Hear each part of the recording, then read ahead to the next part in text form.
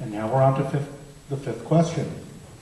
How do you, as mayor, expect to pay for the city's role in the arts, given all the other pressures on the budget? Councilman Ricardo, Councilman Oliveria. My bad. I know it's the O's.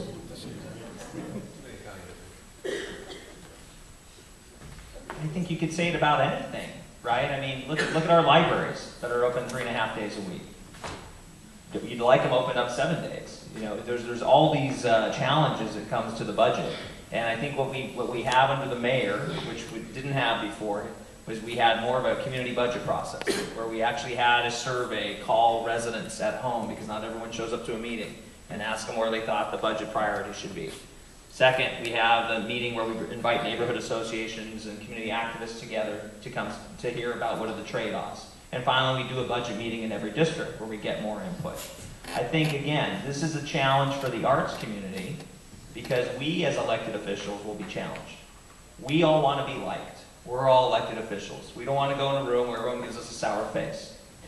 So at the end of the day, you have to do your best at lobbying the people, the representatives, but you have to get your people that are your patrons, the people that enjoy what you do, and get them to also have a communication with us. Because if we're only hearing about one subject, that's going to make it much more difficult. I think we have to realize that in the total capacity of the budget, a small amount of money can make a major difference to the arts programs. And so I think we have to keep that in mind, because if everything gets swallowed into one major thing, then that's a problem. I myself have been an advocate of a minimum spending in the police department budget. I think that still needs to be done. I think there are much more operational efficiencies you can find in this city to provide the cost savings to fund the arts. Let me just give you one small example. The Rose Garden fountain was turned off. We weren't funding fountains anymore in the budget. It fell out of the budget. It used to cost $24,000 to keep that fountain running. We now have, instead of it being run by the city, a private company is managing it. The cost went from $24,000 to $4,300. There's more of that to do, and those cost savings can help fund art. Thank you. Well, we've been talking about this a little bit with almost every question, it seems like, and I want to reiterate, I believe that extraordinary times are ahead of us economically. You don't budget that way when you draft your initial budget. You have to be somewhat conservative, but the fact of the matter is property taxes are increasing. Sales are increasing, and we have a high sales tax rate here, so we are going to have our fair share of sales taxes coming in.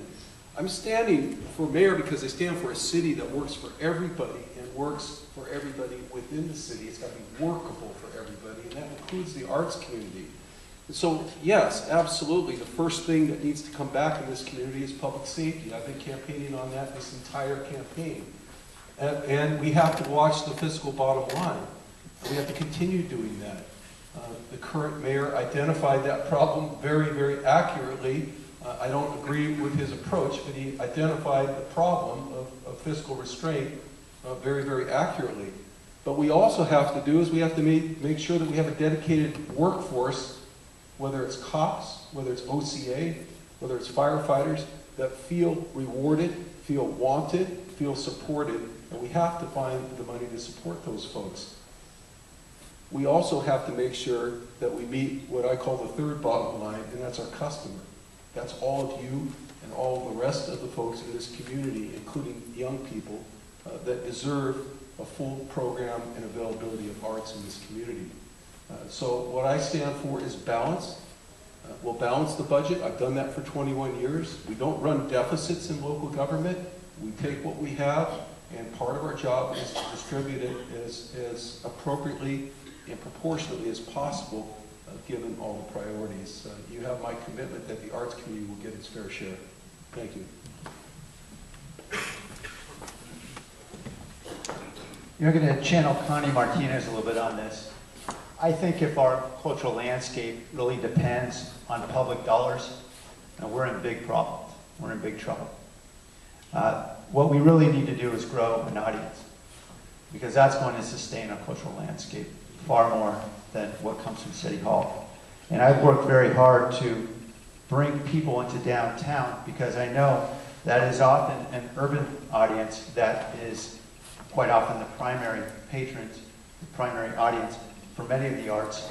And that's why I pushed so hard on a high-rise incentive, essentially cutting fees on high-rise construction so we could get some housing downtown. Now we have 2 cranes in the air. By this time next year, we're going to have 2,500 units of housing under construction in the downtown. And we're going to see a lot more feet on the sidewalk. And hopefully that means more patrons at the Rep and hopefully more board members at the Rep.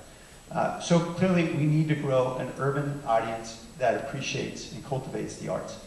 And secondly, we know that the primary source of revenue for the arts in the city is TOT, it's transit occupancy tax revenue, comes from hotels.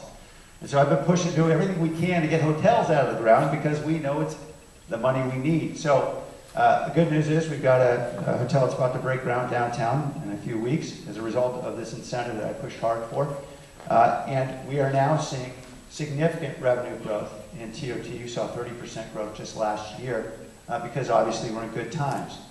We need to do everything we can to ensure that growth continues. And I know Vice Mayor Nguyen made reference to a proposal in the mayor's budget message. I worked very hard with many arts leaders, many of you who are here, to put that in place with the mayor to ensure that we would have any net new increment of growth of TOT that would go to help support these city facilities, because I know a lot of organizations are paying an awful lot out of their pocket for air conditioning.